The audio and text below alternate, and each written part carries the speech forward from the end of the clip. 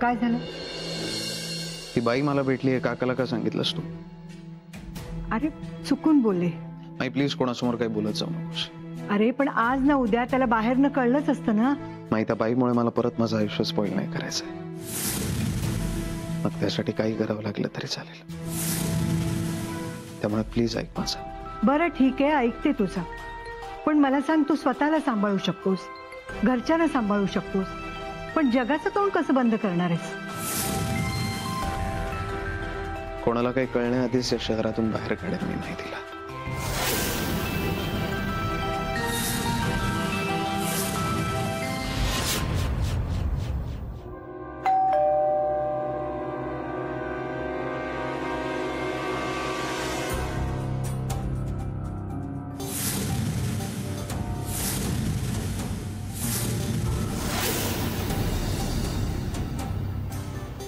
मोहन, तू काय झालं? वहिनी, मला कळलं तू याच शहरात राहतेस म्हणून भेटायला आलो. ये ना आत ये. हो.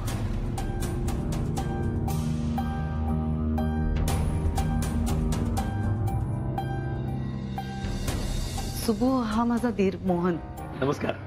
हा सुबू. नमस्कार. बस ना, बस.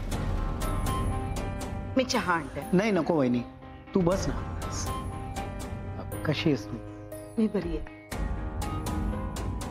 तू कसा आहेस? मी ठीक आहे. आणि रंजू कशी आहे? तिचंही चांगलं चाललंय. आज इतक्या वर्षांनी माझी आठवण कशी झाली? असं काय करतेस वहिनी? असं कसं तुला विसरू आम्ही? हा पण इतक्या वर्षात कॉन्टॅक्ट नाही केला कारण नाईलाज होता आमचा. म्हणजे दादाचा स्वभाव कसा होता तुला चांगलंच माहितीये.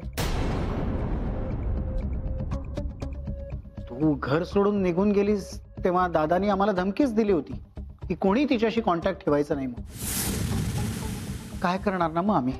जेव्हा दादा जग सोडून निघून गेला तेव्हा मग शोधायचा तुला खूप प्रयत्न केला, पण तुझा पत्ताच नाही सापडला आम्हाला.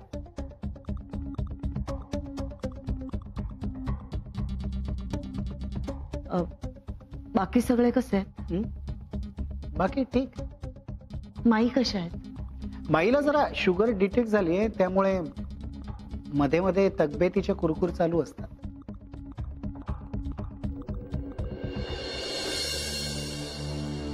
आणि माझा राज कसा आहे? तो चांगलाच आहे. मोठा झाला असेल ना? लग्न झालं त्याचं? हो झालं ना, झालं. मला ठाऊक आहे तुला या सगळ्या गोष्टींचा त्रास होतो, पण तू घर सोडून गेल्यानंतर सगळ्या गोष्टी बदलल्या आहेत. पण त्यात माझी काही चूक नव्हती. मी कोणाही बरोबर पळून गेले नव्हते. ती अफवा होती. हो, पण जे झालं ते झालं. आता ते सगळं बोलून काही फरकही पडणार नाहीये. कारण ज्या भेटीची तुला अपेक्षा आहे ना बहिणी, ती भेट न झालेलीच बरी. का? मी खरं तर तुला हेच सांगायला आलोय बाई. चुकूनही राजवीरच्या समोर येऊ नकोस. तुला पाहिल्यावर काय करेल ना तो सांगता येत नाही. तुझ्याबद्दल खूप तिरस्कार आणि राग भरलाय त्याच्या मनात. तर आता लग्न झाल्यावर जरा बायकोचं प्रेम मिळाल्यावर सावरलाय, पण अगदी दादावरती स्वभाव गेलाय त्याचा. म्हणजे तुला पाहिल्यावर स्वतःच्या जीवाचं बरं वाईट करून घ्यायला मागे पुढे नाही बघणार तो. आपली आई पळून गेली याचा त्याच्या मनावर खूप परिणाम झाला.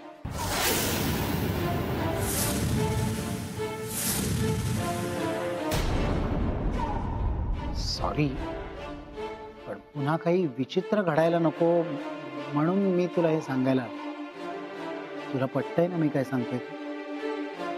तू काळजी करू नकोस. मी आपणहून त्याच्या समोर नाही येणार. नाही, मी तर म्हणतो तू हे शहरात सोडून निघून जा. त्यांनी कधी तुला बघूच नाही म्हणून सांगतोय मी. बघ तूच ठरवता काय ते. पण त्यांनी तुला पाहिलं आणि स्वतःच्या जीवाचं बरं वाईट केलं तर त्याला तूच जबाबदार असशील बघ.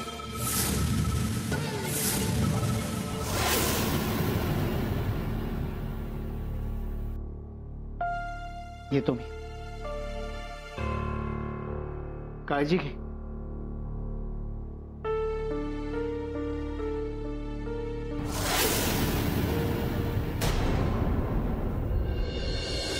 हो, पुरामुळे सगळं उद्ध्वस्त झालं. 5-5 दिवस पाणी होतं लोकांच्या घरात. घरं पडली, गुरं वाहून गेली, लोकांचे संसार उघड्यावर पडले. महाराष्ट्रातनं खूप मदत आली, पण अजून खूप करायची गरज आहे. आपण एवढीच प्रार्थना करू शकतो की हे लवकरात लवकर सगळं व्यवस्थित होऊ दे. ठीक आहे, काही मदत लागली तर मी कळवतो. Okay, bye. हॅलो, म्हणू कसे आहात तुम्ही? मी ठीक आहे, तू कशी आहेस? मी पण मस्त. आई कुठे आहे आणि नितेश? आहे ना. आरती, नितीश, बघा रे कोण आलंय. ये बस. अय्या, अगं मनू तू फोन करणार होतीस ना? आय एम सो सॉरी, मी विसरले. तायडे अशी अचानक? नाही म्हणजे येण्याबद्दल काही नाहीये, पण अगं अगं आता ती आली आहे ना, आता प्रश्न काय विचारत बसले. म्हणून बाईस. काय रे, ऑफिस कसं चाललंय? छान चाललं. आणि तुमचं मदत कार्य कसं झालं? अगं अजून चालू आहे. अजून खूप कामं बाकी आहेत. नॉर्मल व्हायला वेळ लागेल. म्हणून सांगली आणि कोल्हापूरमध्ये तुझी खूप आठवण आली. का? पूरग्रस्तांना मदत करण्यासाठी, त्यांचे अश्रू पुसण्यासाठी तुझ्यासारखे हजारो हात पुढे आले. म्हणून तू यायला हवा होतास. मी आले असते बाबा, पण कधी कधी इच्छा असूनही एखाद्याला हवी तेवढी मदत नाही ना करता येत.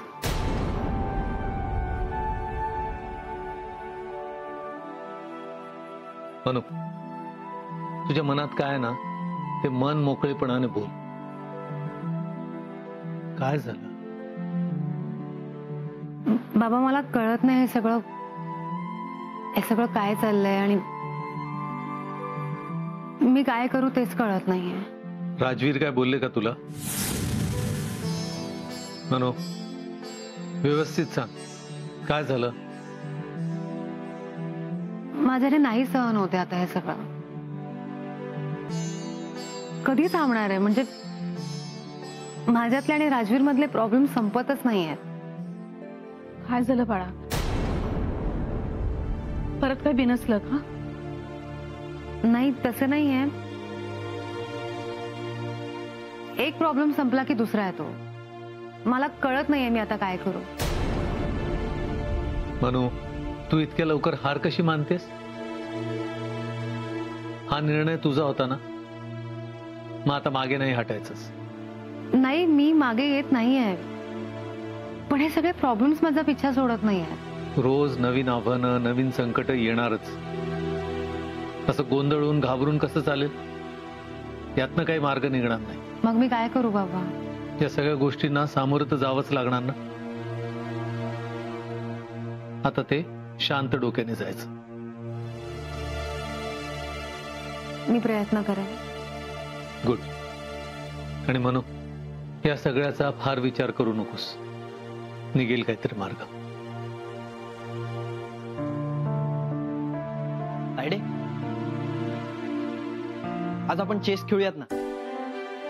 Not a bad idea. Chess वगैरे काही नाही. हा, माझ्या लेखीबरोबर मला खूप गप्पा मारायच्या. तुझा हातपाय तोंड धुवून ये, मी खायला आणते काहीतरी तुझ्यासाठी. चालेल, मी आलेच.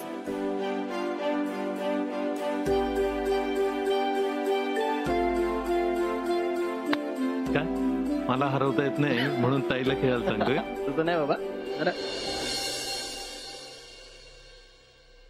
अर्जुन, इतक्या वर्षापासून ओळखतोस तुम्हाला. कधी सण साजरा केलाय मी? कुठलं फंक्शन अटेंड केलंय? अरे हो, मलाही आश्चर्य वाटलं याचं. त्या धुळवडीच्या दिवशी मी तुला बोललो सुद्धा की तू आणि रंग कसं काय शक्य आहे. पण खरंच झालंय असं? यावर्षी गुढी सुद्धा उभारली मी. उत्तम. तुझ्याकडनं असं काही होणं म्हणजे अनएक्सपेक्टेडच आहे. हो, पण हे सगळं कोणामुळे होतंय माहिती आहे ना तुला? ऑफकोर्स मनवा वहिनींमुळे. आई म्हणते लग्न झाल्यापासून राजवीर तू खूप बदललायस, कायम असाच राहा. कॉफी. माई म्हणते ते सगळं करेक्ट. लग्नानंतर तुझ्यात जे काही बदल झालेत ना ते मला सुद्धा जाणवले.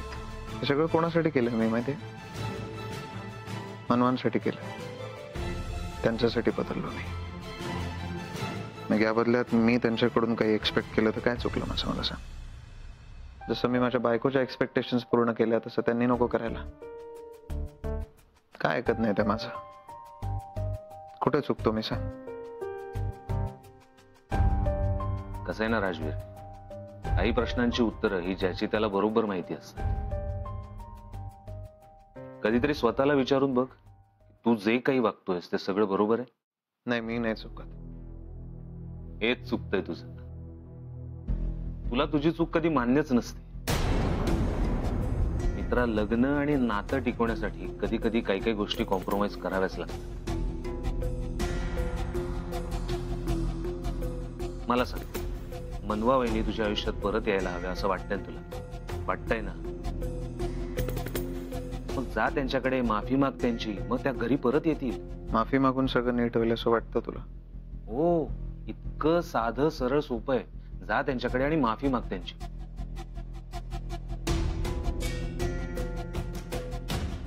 नाही. का? जोपर्यंत ती पायी त्या घरात आहे तोपर्यंत मी नाही जाणार तिकडे.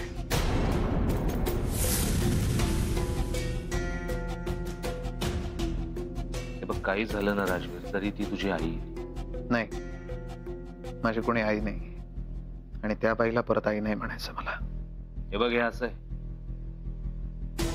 तुझ्यात हिंमत नाहीये सत्याला सामोरं जायची. आणि खरंच हिंमत असेल ना तर जा ना त्यांच्याकडे आणि विचार त्यांना की का वागलात माझ्याशी असं, का सोडून गेलात तुम्ही मला.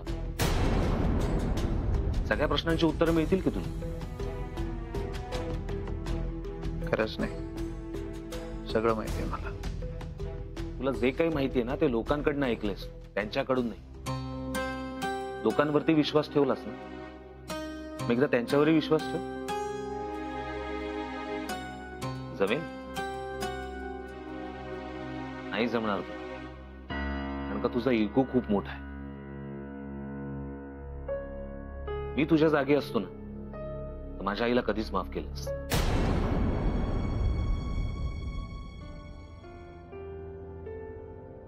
काय पटतंय तुला?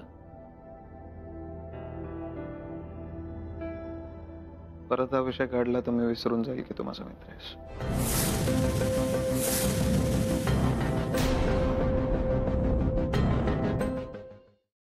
करेक्ट आहे तुझं.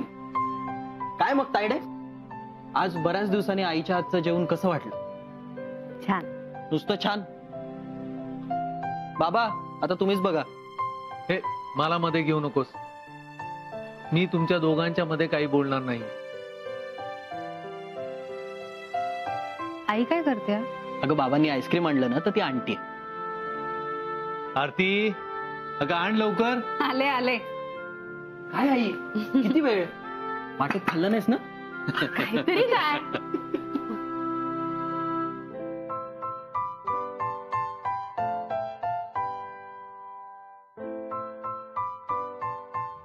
तू काय खातोयस? तिला दे.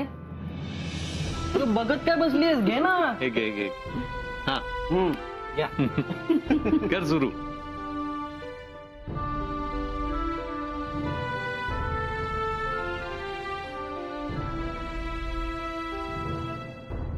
तायडे, बाबांनी नेहमीप्रमाणे आज 5 आईस्क्रीम आणले.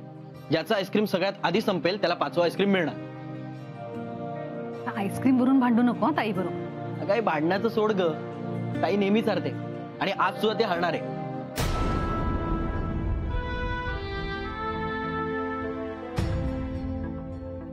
मनू, काय झालं बाळा? कसला विचार करतेस? मनू, काय झालं सांग ना.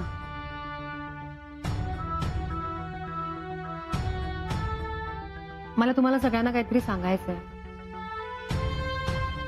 बोल बेटा, काय सांगायचंय? मी आता ज्यांच्या बरोबर राहते त्या साधनाताई त्या राजवीरच्या आई आहे.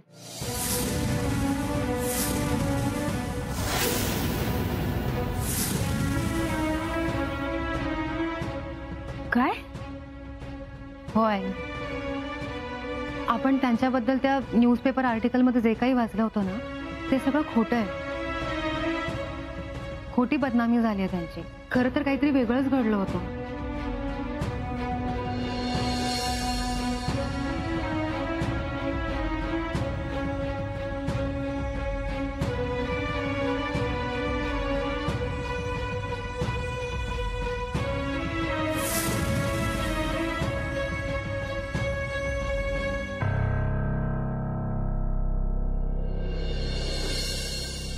मला त्यांना न्याय मिळवून द्यायचा आता.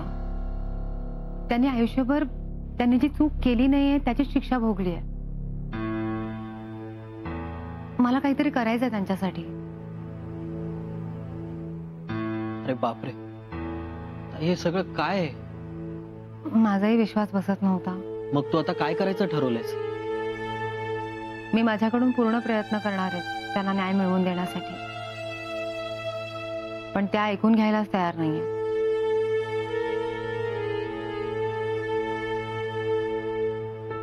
तुला जे योग्य वाटतं ना ते तू कर. आम्ही सगळे तुझ्या बरोबर आहोत.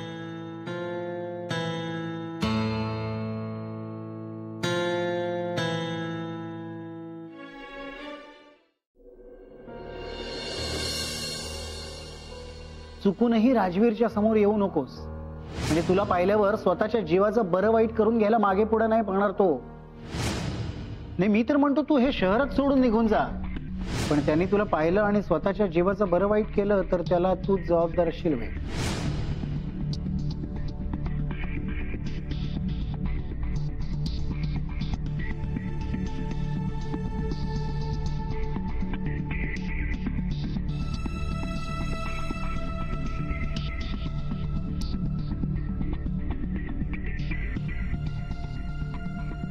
ताई,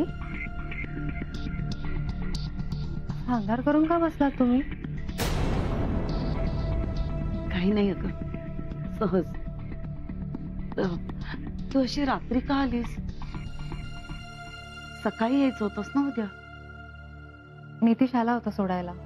हो का? मग त्याला बोलवायचंच ना. नाही, ऍक्च्युली खूप उशीर झालाय ना म्हणून तो घरी गेला. काय ग तू, राहायचंच ना आज रात्री तिकडे.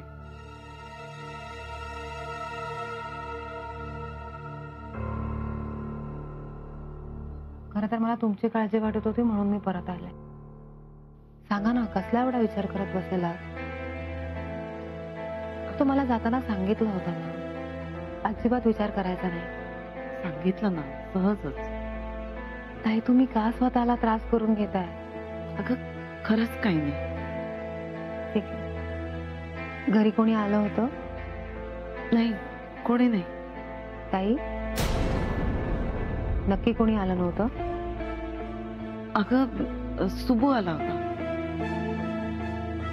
आणखी कोणी? कोण? माहित नाही त्याला माझा पत्ता कसा मिळाला, पण माझा धीर आला होता, मोहन.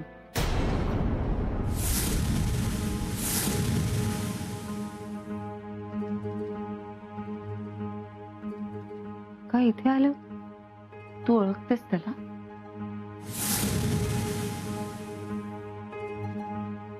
नाही, मी नाही ओळखत. तुम्हीच म्हणालात ना तुमचे धीर, म्हणजे तुमच्या मुलाचे काका. काय म्हणाले? जाऊ दे ना तो विषय. तुला काय कमी टेन्शन आहे का? ताई, तुम्ही मला परक समजता का? नाही, तसं असेल तर मी तुम्हाला नाही विचारणार. अगं असं काय बोलतेस मनवा? सांगा ना, काय म्हणाले? आधी तो आला तर मला खूप आनंद झाला. मला वाटलं आता माझी सगळी माणसं भेटतील, माझा मुलगा भेटेल. पण नाही, एवढं सुख कुठे आहे माझ्या नशिबात? असं का बोलताय? तो म्हणाला माझा मुलगा माझा खूप तिरस्कार करतो. त्याच्यासमोर जाऊ नकोस म्हणाला. बरोबरच आहे त्याचं. मी त्याची गुन्हेगार आहे. तो मला कधी माफ करणार नाही. मी इथून निघून जायला पाहिजे. ताई तुम्ही प्लीज असं नका म्हणू. सगळं नीट होईल. आणि मला खात्री आहे तुमच्या मुलालाही एक ना एक दिवस नक्की पटेल की तुमची या सगळ्यात काहीच चूक नव्हती. पण प्लीज प्लीज तोपर्यंत तुम्ही सतत विचार करून स्वतःला नका त्रास करून घेऊ.